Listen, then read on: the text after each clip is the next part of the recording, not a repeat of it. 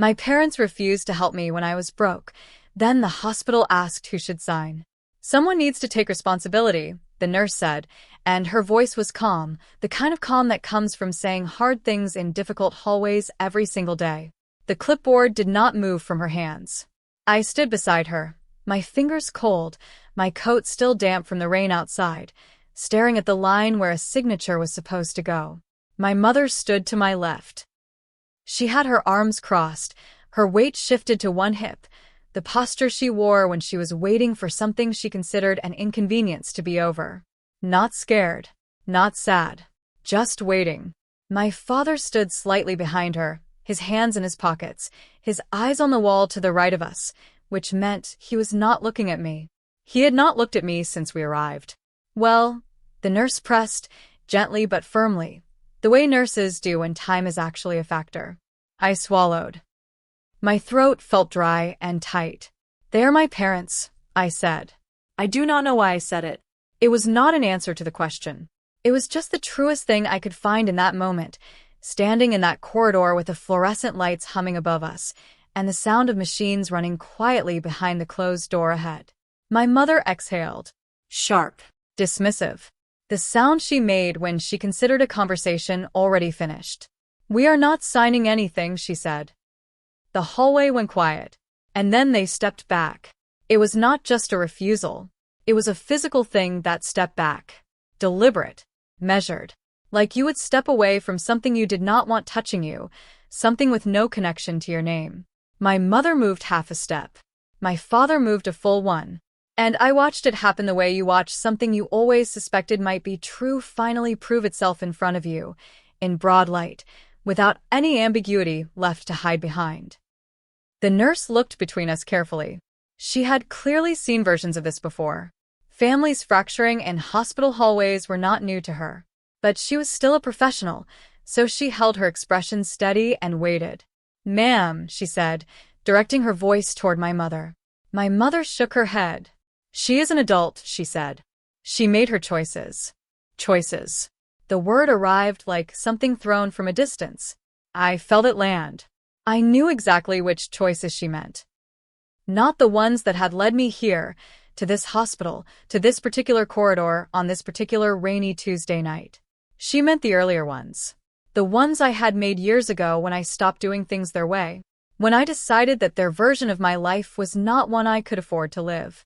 Those choices. Always those. My name is Odessa Vaughn, and I am 31 years old.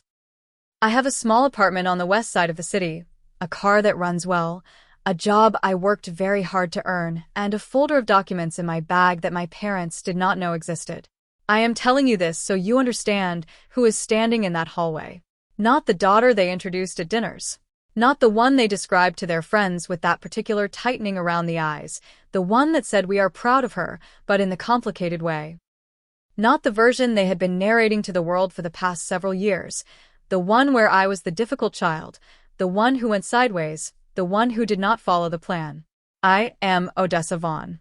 And the night my parents stepped back from that clipboard, the night they refused to put their names next to mine in front of that nurse, in front of those machines, in front of everything that was real and urgent and immediate. That was the night the last remaining piece of something I had been holding on to finally let go. Not broke. Not shattered. Just released. Like a rope you have been gripping for so long you forgot your hand was tired. There are families that are loud about everything. They shout when they are angry. They cry when they are sad. They say things they do not mean and then they say sorry, and then everyone eats dinner together and the argument is somewhere behind them like a storm that passed. I did not grow up in that kind of family. My family was quiet, controlled. Every word in our house was measured before it was released, weighed for what it cost and what it bought. We did not fight. We categorized. My father was a man who believed that emotional expression was a form of weakness, and he had raised his 2 children with that belief the way other parents raise children with religion. You absorbed it without being told directly. It was simply in the air. My mother was warmer than my father in the way that surface water is warmer than what lies beneath. She smiled often. She asked questions. She made the house look like a warm place to be. But warmth in our family had conditions. It flowed toward certain things and not others. Toward success. Toward conformity. Toward the version of you that reflected well. When you wandered outside those parameters, the warmth did not disappear exactly. It just became unavailable, the way a door is closed but not locked, technically openable, but you understood you were not meant to try. My younger brother Callum was the plan. He had always been the plan, from before either of us was old enough to understand what was being decided about us. Callum was careful, focused, obedient in the particular way that earned praise in our household. He asked before he acted. He followed the sequence. School, then the right kind of job, then the right kind of relationship, then the right kind of life. Step by step, each piece clicking into the next like something assembled from a diagram. My parents called him focused. They called me independent.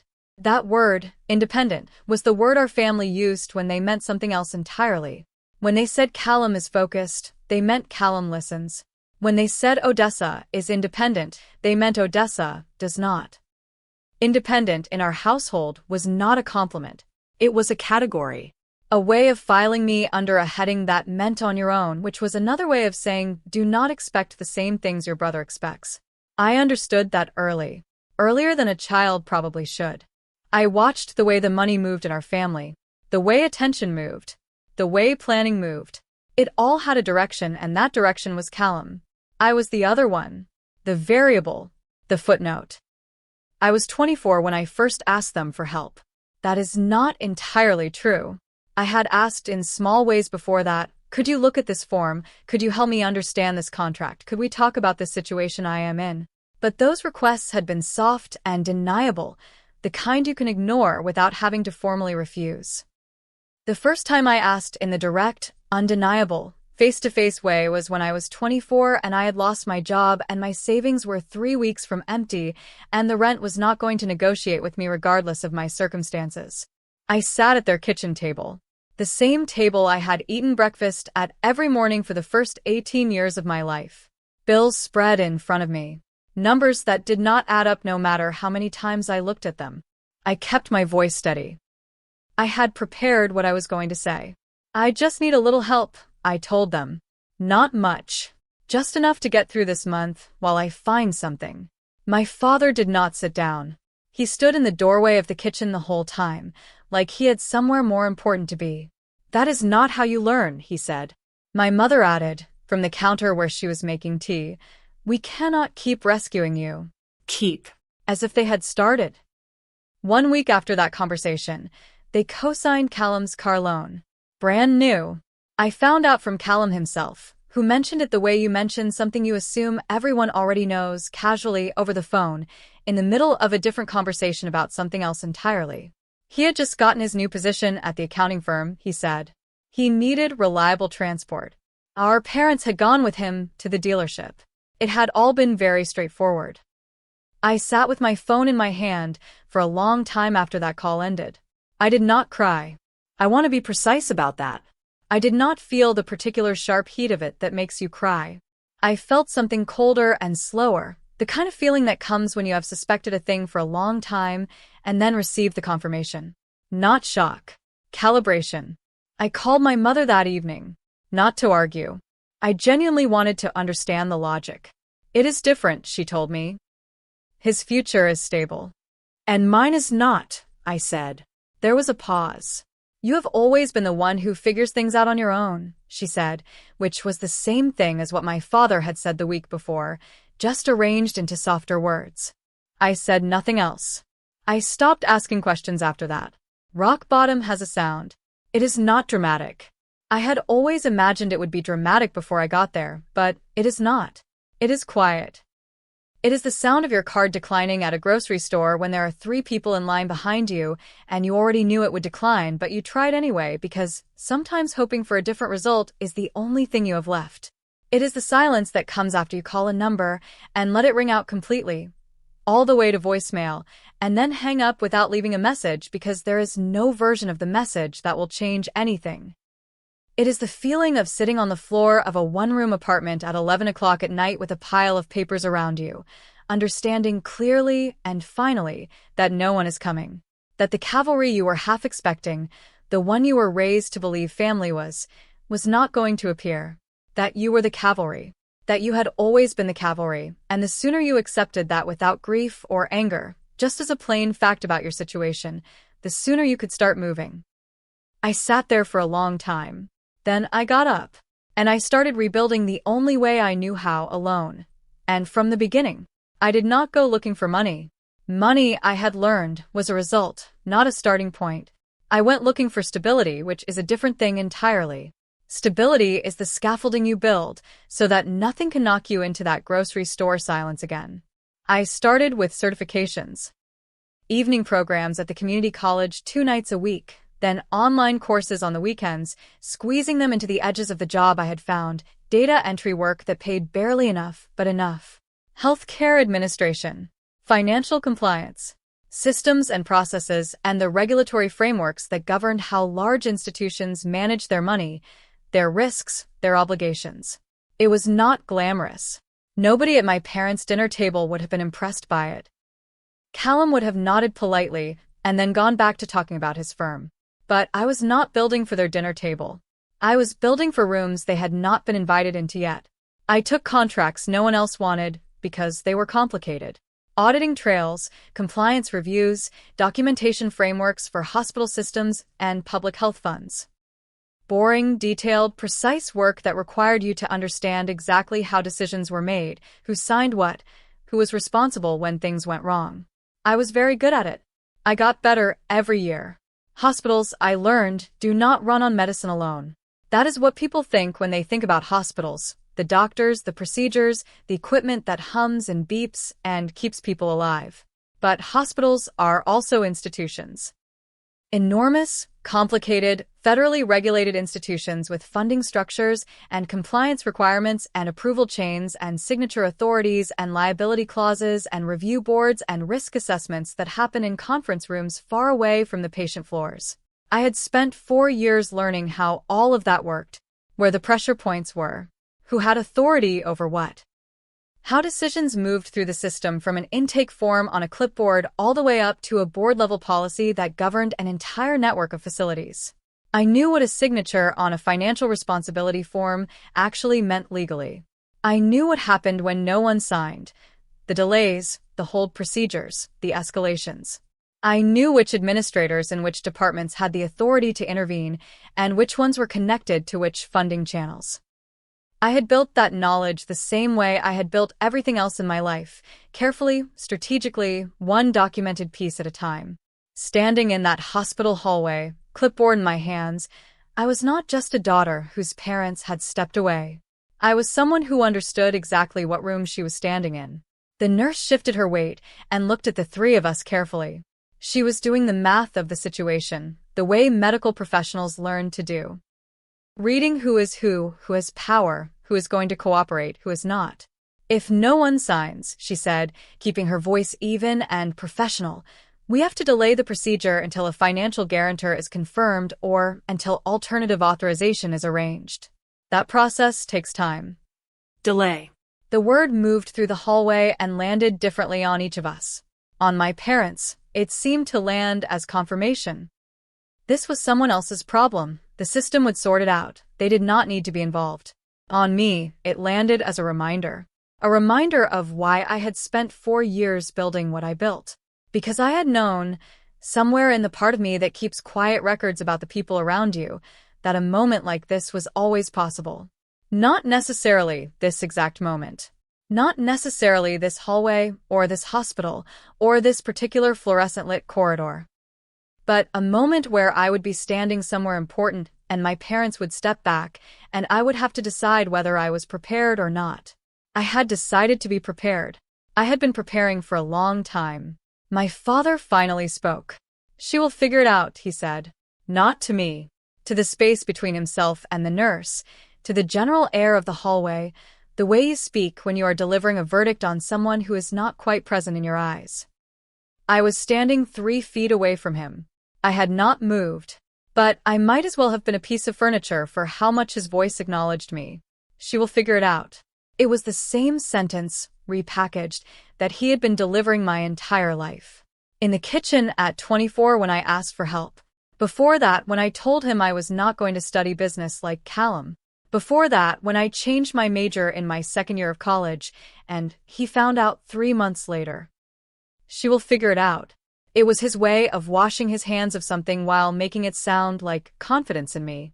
As if stepping away was actually a gift, a vote of faith, an intentional act of love rather than the simple, clean absence of it. He had perfected that framing over decades. I had watched it work on my mother, on my relatives, on people who did not know better. I had stopped letting it work on me a long time ago. I looked at them both. Not the quick, sideways glance I had trained myself to use in their presence over the years. The one that gathered just enough information without making extended contact, without risking the conversation that the contact might invite. I looked at them the way you look at something when you have finally decided that you are done being careful. My mother was 58. She looked at tonight in a way she did not always look at. The set of her jaw was familiar. The crossed arms. The slight lift of her chin that communicated she was not going to be moved by anything she heard. My father was 61 and stood the way he always stood, like a man who had never seriously considered the possibility that he might be wrong about something. I had spent my entire life interpreting that posture as authority, absorbing it as authority, the way children absorb the things they're born into before they have the language to question them. But standing in this hallway, 31 years old, with 4 years of quiet, strategic, deliberate work behind me and a folder in my bag they had not noticed, I looked at my parents, and I did not see authority. I saw limitation. Two people who had confused certainty with wisdom their entire lives and never paid the full cost of the confusion. Until now. I turned back to the nurse. "If I sign this," I said, "who is financially responsible?" She looked slightly surprised. Not by the question, but by the shift in my tone. I had moved from the tentative, uncertain person who had been standing there absorbing her parents' refusal and into something else entirely. Something settled.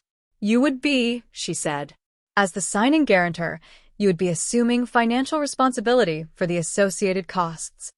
I nodded slowly. I had expected that. I understood the form. I had reviewed forms exactly like it dozens of times in the past 4 years, as part of the compliance work I did for 3 different hospital systems in the city, including this one. I knew what the signature meant legally. I knew what my rights were once I signed.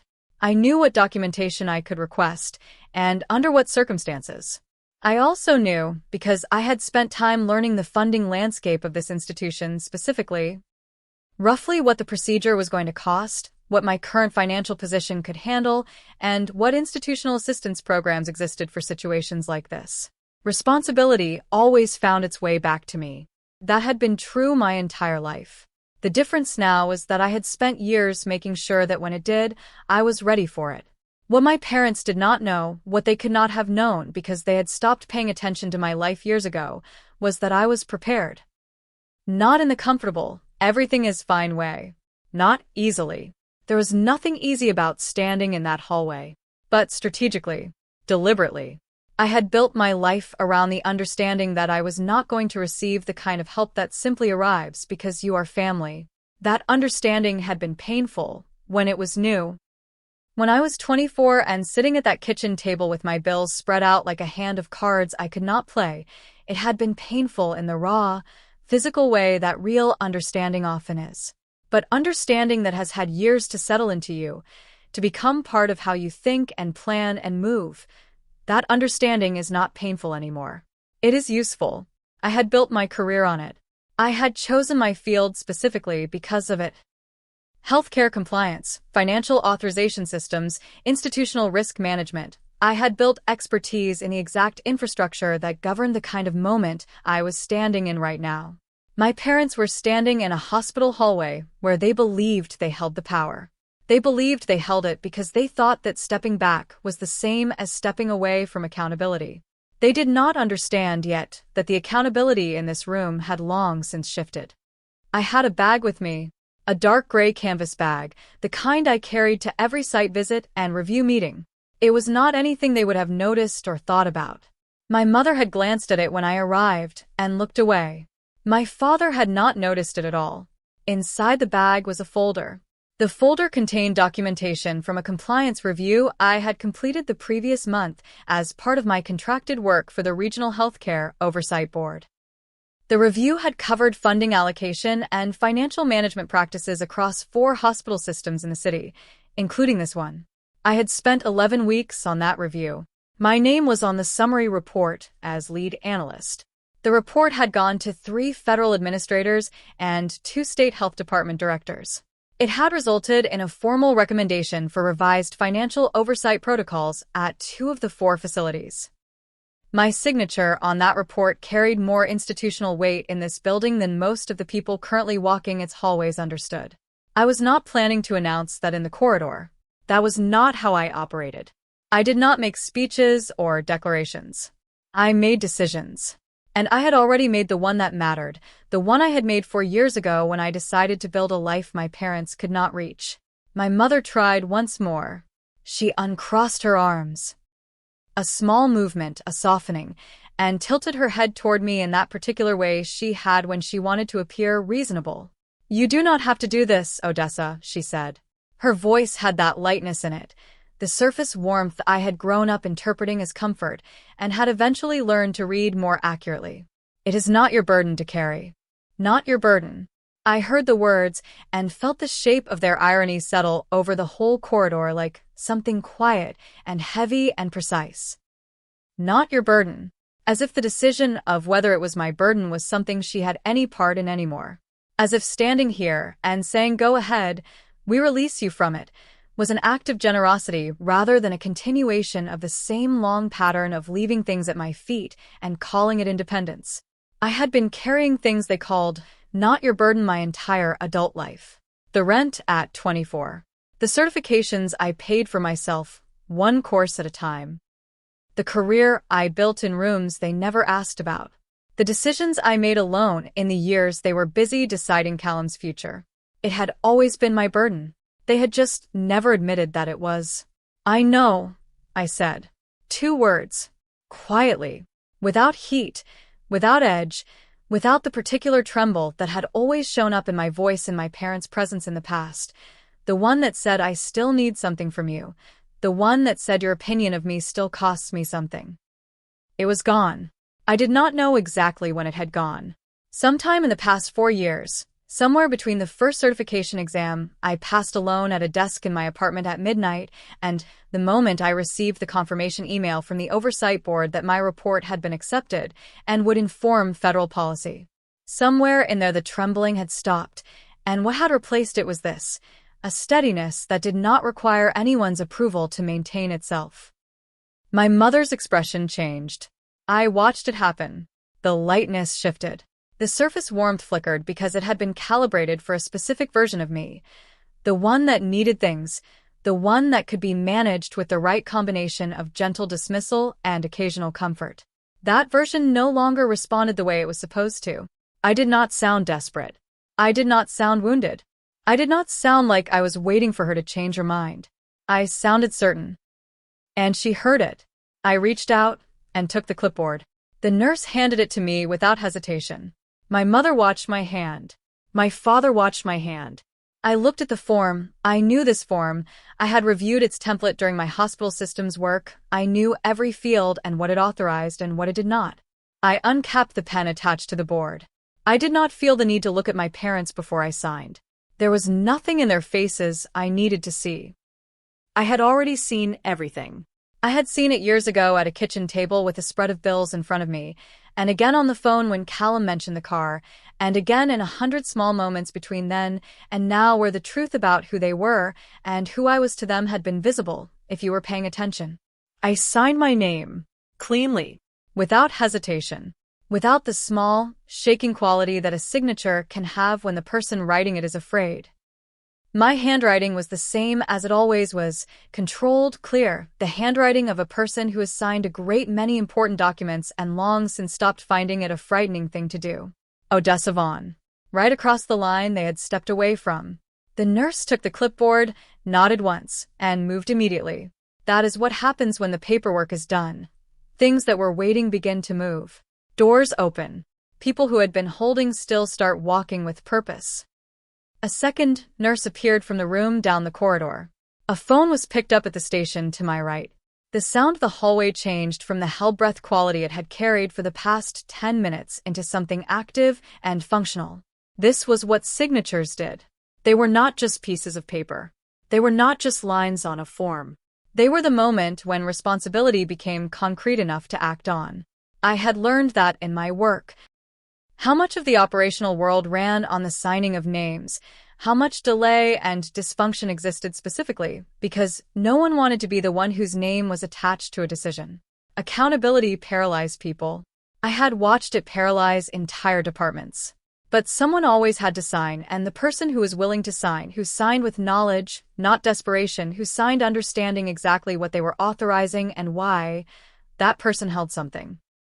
Not power in the loud, performed sense. The quieter kind. The kind that comes from being the person who showed up and did the thing when everyone else stepped back. My parents stood in the hallway and watched. They did not move toward the nurses. They did not ask questions. They did not do the things that people do when they are relieved that a situation is resolving. They did not exhale or reach for each other or look at me with gratitude. They stood and watched with expressions that I can only describe as confused. Not confused in the simple sense of not understanding what had happened. Confused in the deeper sense of people whose working model of a situation has just been exposed as incorrect. They had come here tonight with a particular understanding of the dynamics of this hallway. They understood themselves to be the ones with leverage. The ones whose cooperation was needed, whose names carried weight, whose refusal would matter. They had understood me to be the one without options, the one who would ultimately need them, the one who would have to find a way to manage without their support as she always had but who would feel the absence of it acutely in a moment as significant as this. The version of me they had brought to this hospital, the version they had been carrying in their heads for years, would not have been able to do what I just did without trembling. They had not updated the version. I turned to face them. Not confrontationally. Not with the heat of a person who has been waiting for this moment as a form of revenge.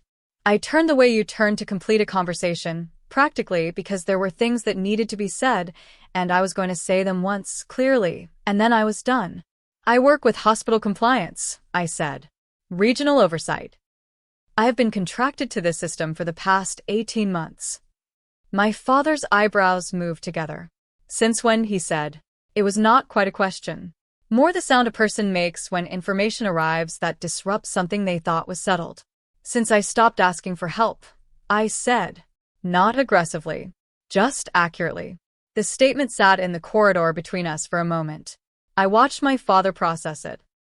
I watched my mother's careful expression shift and then resettle into something controlled. The silence that followed was heavy in a way that the earlier silences had not been. The earlier silences had been comfortable for them, silences full of their own authority, silences where I was the one who had to navigate the discomfort. This silence was different. This one sat on their side of the hallway. This one required something from them, and they did not have it to give. 3 weeks after that night, I sat at a conference table on the 14th floor of the Regional Health Administration building. It was a review board meeting. Quarterly. The kind of meeting where funding relationships were assessed, where compliance records were examined, where the institutions and businesses connected to the hospital networks were evaluated for risk and reliability. I was at the table as lead analyst. There were 6 administrators across from me, 2 state representatives, and a department director I had worked with on the previous quarter's review. It was a long meeting. We worked through the documentation methodically, which is the only way to work through documentation. Partway through the afternoon, a name appeared in the file in front of me. A business name attached to a pattern of financial activity. Repeated overextensions, inconsistent reporting, a history of what the compliance framework called high-risk financial behavior. The kind of profile that, when connected to a funding relationship with a regulated health institution, required a formal recommendation. I looked at the name for a moment. I had known there was a chance this would appear. I had not arranged for it to appear. That is important.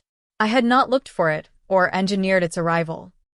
It had arrived through the normal course of review, through the work I did every day, applied to the cases that came across my desk in the order they came.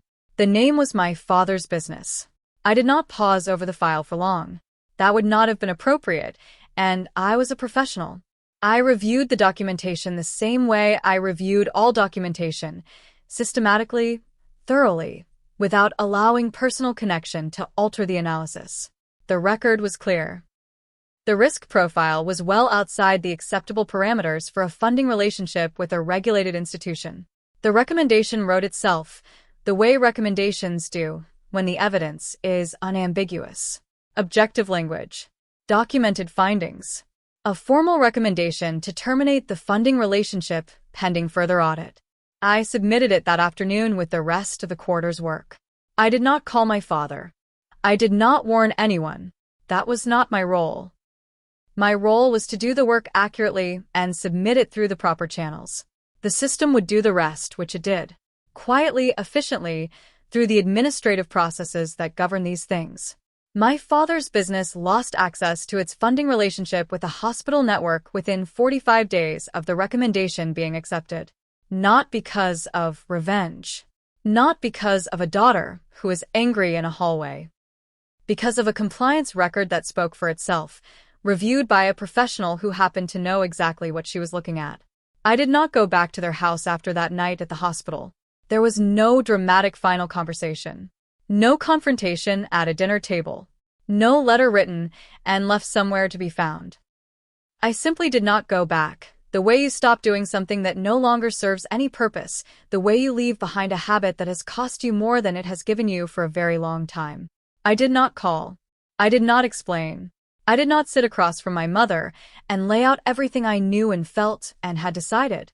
There was nothing in me that required that. The need for their understanding had been one of the last things to go, and it had gone somewhere in that hospital hallway, standing with a clipboard in my hands and my name signed across the line they had walked away from.